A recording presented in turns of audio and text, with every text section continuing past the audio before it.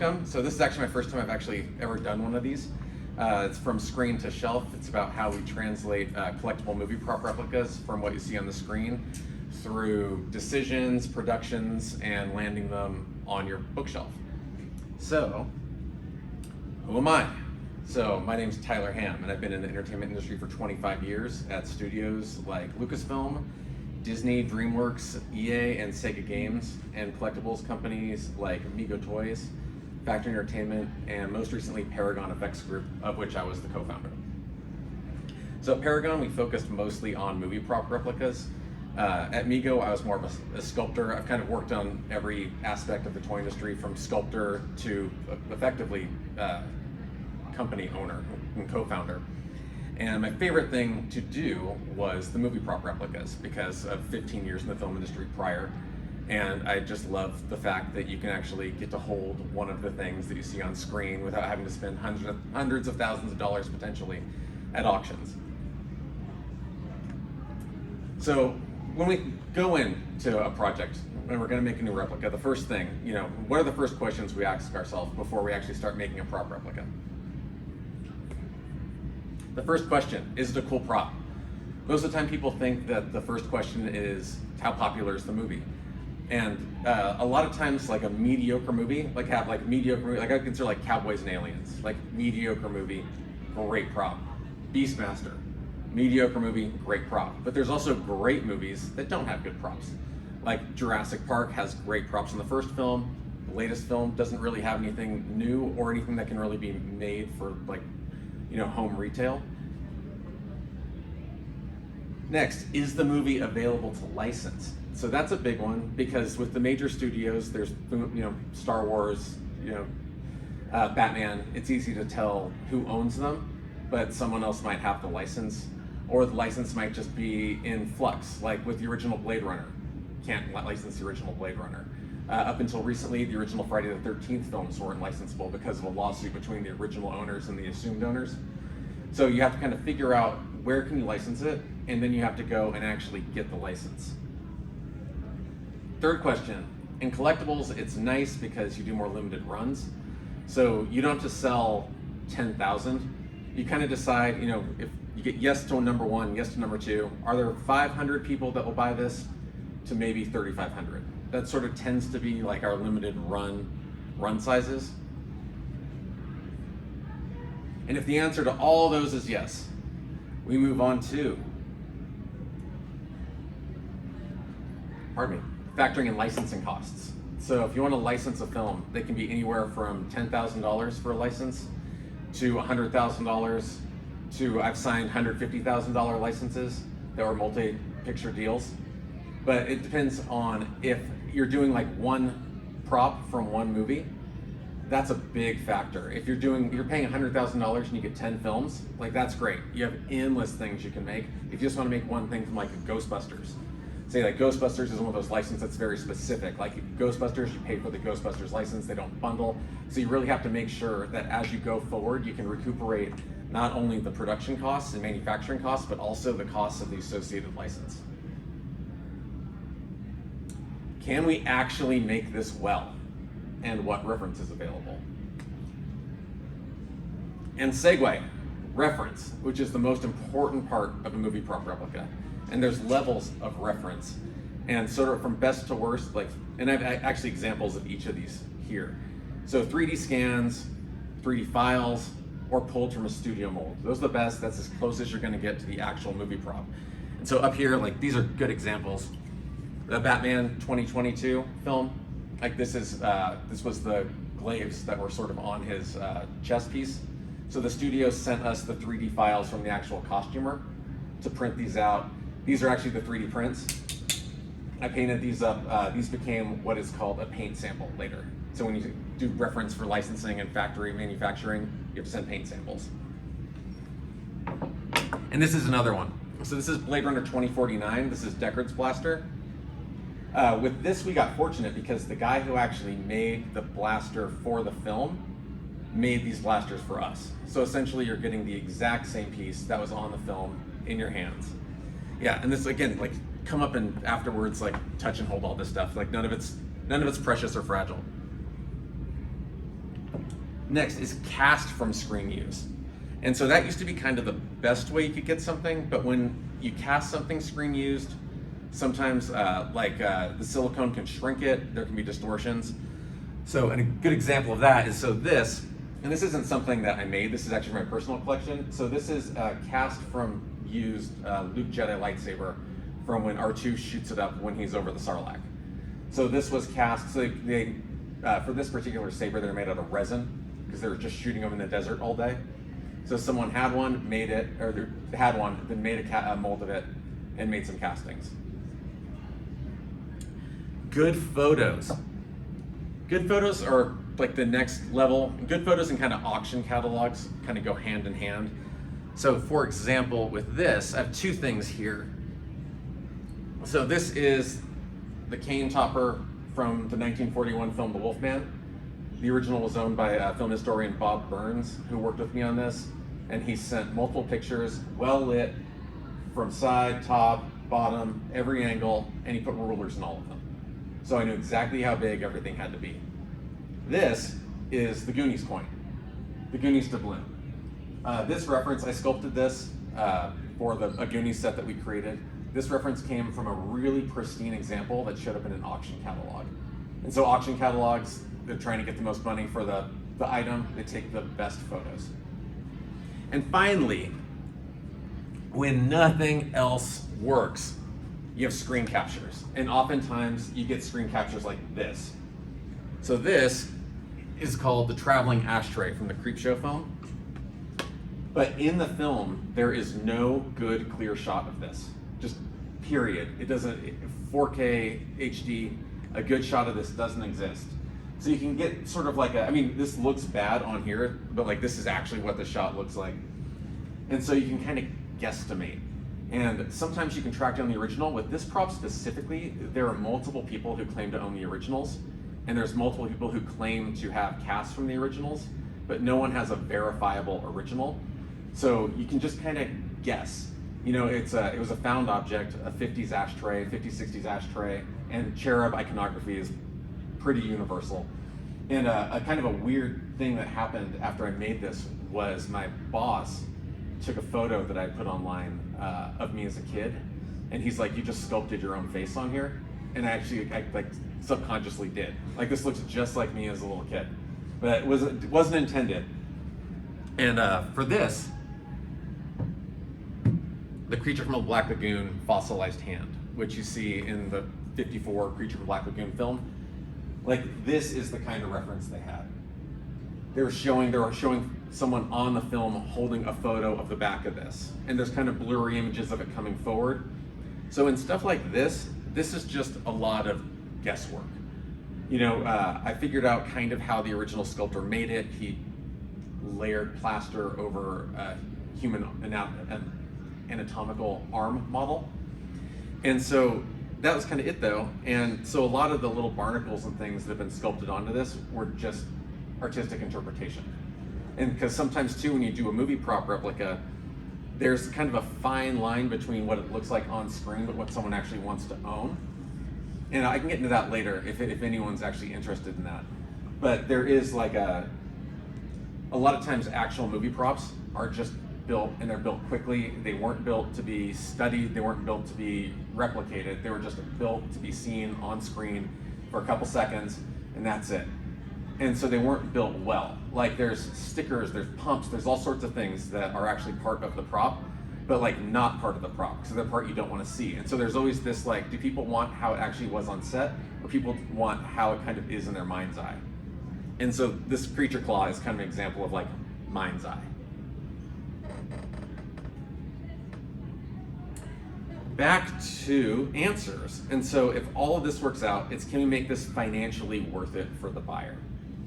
And so when you make a product like this, generally speaking, when we set retail, it's 4 to 6 times production cost, which a lot of people are like, that sounds like obscene. You know, like, why just double it, triple it? Why, you know, it almost sounds greedy.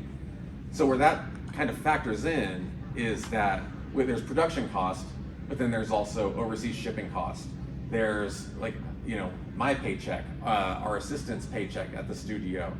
the founder's checks, the people who do the box art, the actual storage of the items while you're shipping. Then there's like a return rate. So to make it kind of work, because you don't always expect everything to sell out, you hope it does, but you don't always count on it. And plus there's like wholesale rates, retail rates. So that 4 to 6x is kind of where you aim, but where that gets tricky is you still want people to be able to buy it. Like this Blade Runner gun is an example of something we just wanted to make, but the actual cost was so prohibitive that we just 2x'd it. It's like 2 or 3x, just because we wanted to do it. But that's not a sustainable, really much of a business model. It was just, this is gonna be a cool thing for all of us to do. You know, things like this little monkey paw we made from Creepshow. That was something we like 5x'd. But this was actually a really tricky one because we made this during the middle of COVID and our factories kept shutting down. So we had to coordinate like a 3-factory mission to get this thing made. So even at like 6x, it was like 20x of effort to get that thing finally done. Then we see if we can do what we call add-ons. You know, so if it works out and it's financially feasible, it has a decent retail, like what can we add on to it that just makes it cooler for the buyer? You know, oftentimes that's like an autographed plaque. Like if an actor from the film is available and can do an autograph at like a reasonable price, like that's a great add-on. Or some add-ons are like light and sounds. And that gets back to what I was saying about like idealized versions. Like some people like the idealized version, but then like we can add recordings. You know, we can add lights, we can add sound effects, stuff that wasn't on the original prop, but like in the world of the film it was. So if that's feasible, sometimes we do it because people just see, they kind of just like it. And it's an optional thing. You know, you don't have to pull the trigger and hear the blast. You know, you can display it on your shelf as is or not. Next, manufacturing. So manufacturing is kind of the trickiest beast in all of this. So first you have to be able to find a factory that can build to your specifications. And if anyone's worked with factories overseas, it's already sort of technically difficult enough with language barriers. But like some factories are great with resin. Like they can do great resin statues. Some factories are great with electronics. Some factories are great with metal. But that doesn't mean not all factories are built the same. So you have to kind of, you know, you have to really pay attention to who's manufacturing for you. And like sometimes, another thing is sometimes studios require a factory audit. Like Disney requires the factory that you use is audited to be able to make Disney product, which is actually a really good thing because the audit is essentially just fair working conditions. And we always try to do factories with fair working conditions anyway, but factories have to pass a specific auditing process to be Disney qualified. And once they're in manufacturing, multiple QC checks. Like sometimes we have people over there that work for us that live in China and Shenzhen. They'll go and do quality checks sort of along the lineup. We get photos, you know, almost daily of updates, do paint samples. How's the sculpt look if they're sculpting something? How's the manufacturing going? How's the finish look? How do the electronics work? Along with the factory QC check-ins, there's licensor check-ins. So every single pass, once you get a license, has to be sent into the licensor, which starts with a concept pass. You send in the concept of what you want to make. And if they approve that, you move on to sculpt pass. Once sculpt pass is approved, like here's an example. So this is painted, this is the Goonies, like the Goonies key. This is just a 3D print that was sent in for Sculpt Pass, and I actually went in and I used this same print to do Paint Pass, because that's next. So after Sculpt Pass is Paint Approval Pass. Then finally, after that Paint Approval Pass, you have to send essentially a complete one to the studio for final checkoff. So between like factory check-ins and licensing check-ins, it's a lot of checking in along the way. It's not something where you just press go and then kind of get what you get. It is rigorous check-ins on every single front. Then packaging. Packaging has its own approval process because you have to get approval for the art. There's certain art you can use. A lot of times studios have style guides. So you can either go into the style guide and use pre-approved art, or you can kind of create something yourself. And generally, I personally always liked to kind of make something myself that sets it apart from everything else that's being made under the license. But there's always kind of little things like, like when we did the Wolfman box, we had to track down Evelyn Anker's estate to make sure she would sign off on her likeness being used. Things like that. So it's a little extra effort, but I generally think it kind of works out better. And so like this was like a Monty Python bobblehead packaging I designed for the knight in the Holy Grail. This was for Imhotep's ring in the 31 Mummy. And again, this is the box for the Wolfman cane, which I showed the topper for earlier.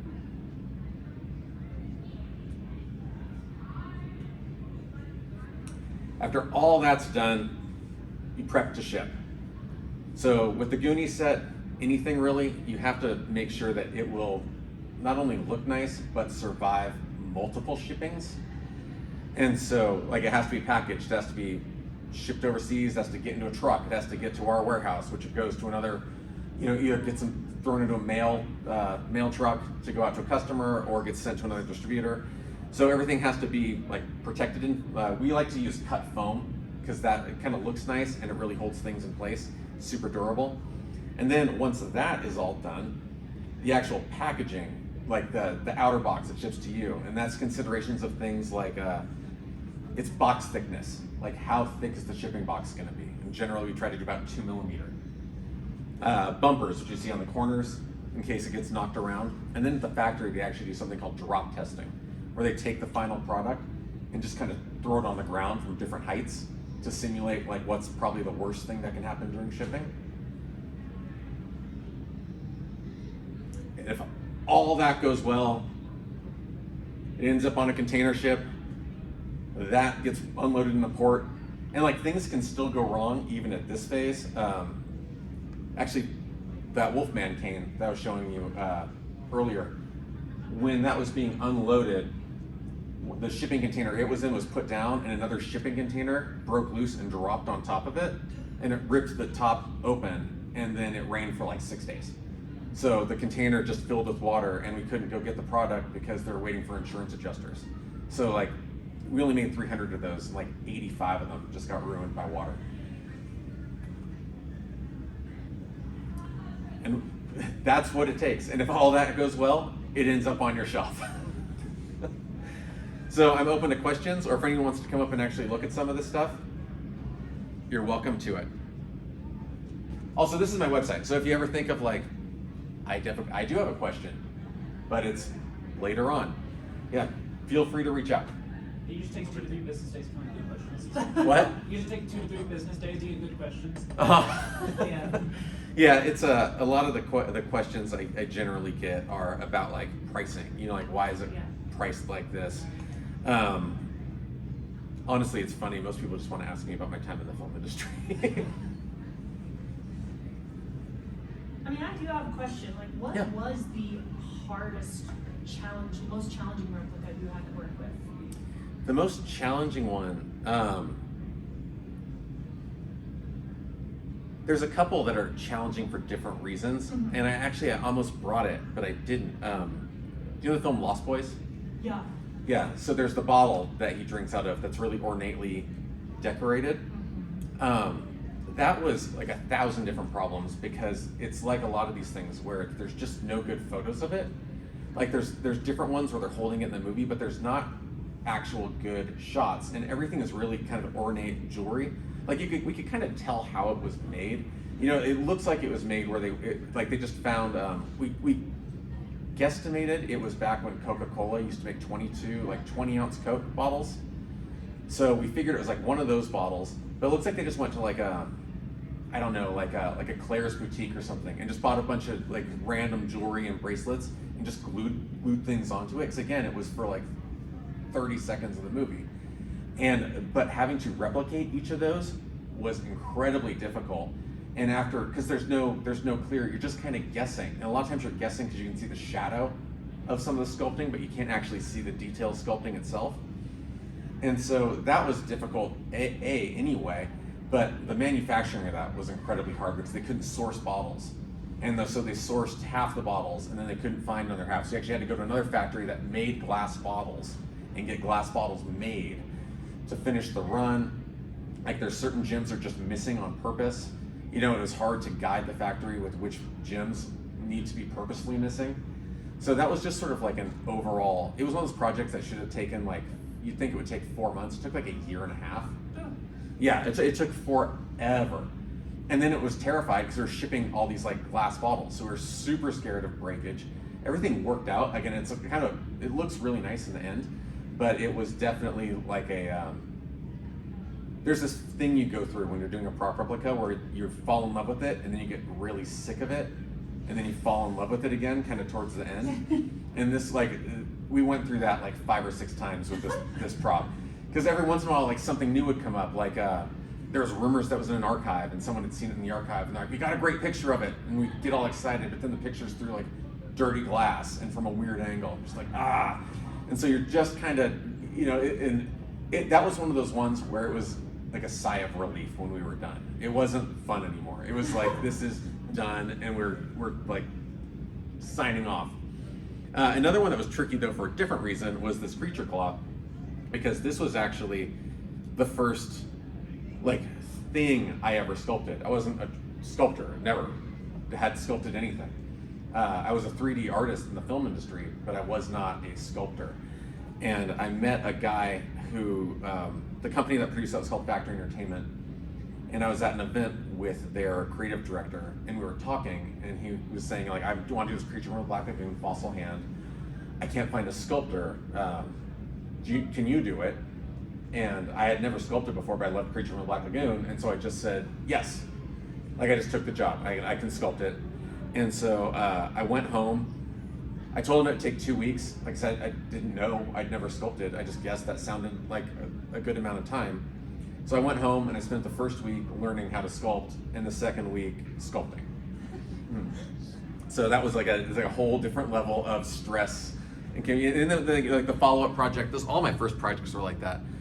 And when that went well, my second project was the Wolfman cane. But this is all covered in fur, which is hard to sculpt anyway, much less when you're not a sculptor. So with this, I started trying to do it digitally, and I just kept failing because I couldn't. I said that was kind of a skinnier teeth thing. This was like specific fur strokes, and so after 5 or 6 attempts, just trying to do this digitally, I kind of went back to like, well, how did they make this in 1941 with just a lump of clay and just go? And so I just went and bought Sculpey and just started messing around with it, and I was printing out 1-to-1 size images and like sculpting on top of the paper to get everything right, and it just sort of fell into place.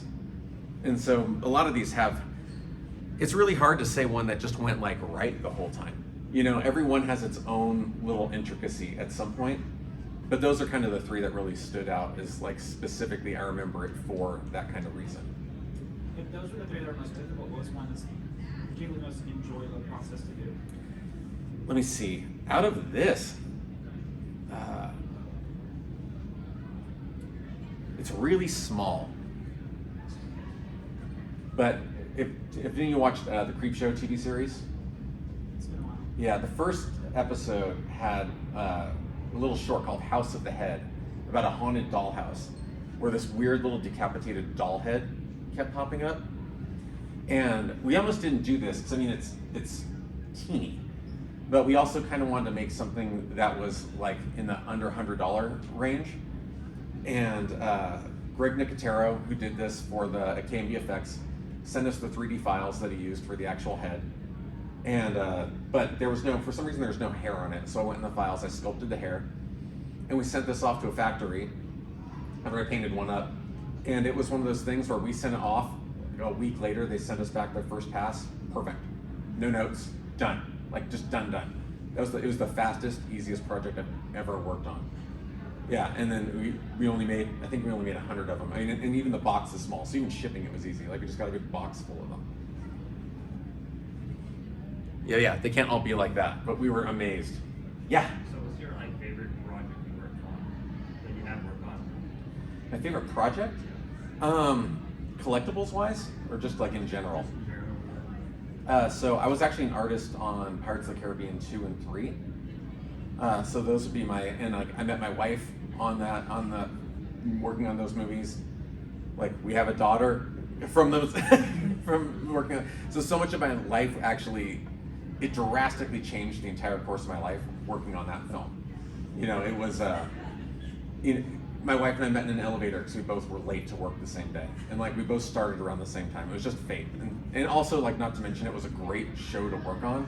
And it's one of those shows that you work on, you work really hard, but like it really paid off on the back end because kind of everyone really thinks very fondly of those films. And in fact, they still kind of, I enjoy, it makes me feel old when I see it, but there's memes that say like, this is what special effects looked like in 2006, and it's Davy Jones, and then it'll show like MODOK, like now, like what happened, and so it's cool that that's still kind of like the high point of how good visual effects got.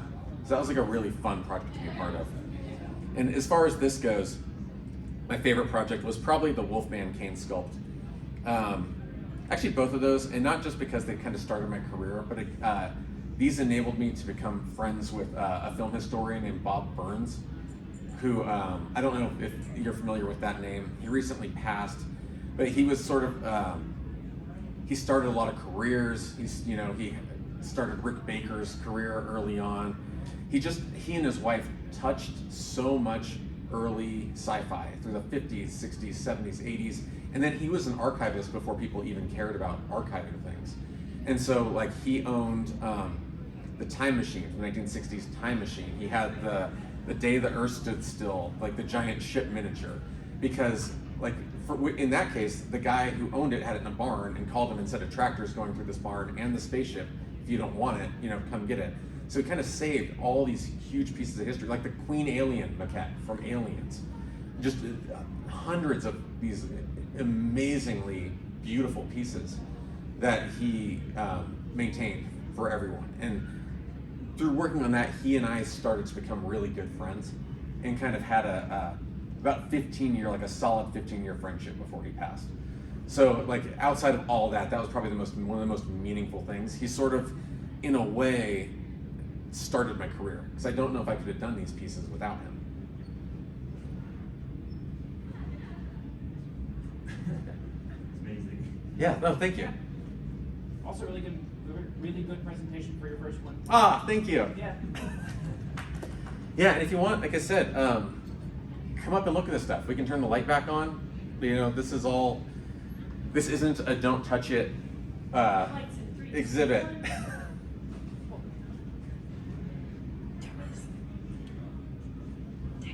But Hit this stop right now. yeah. I'm obviously not going to touch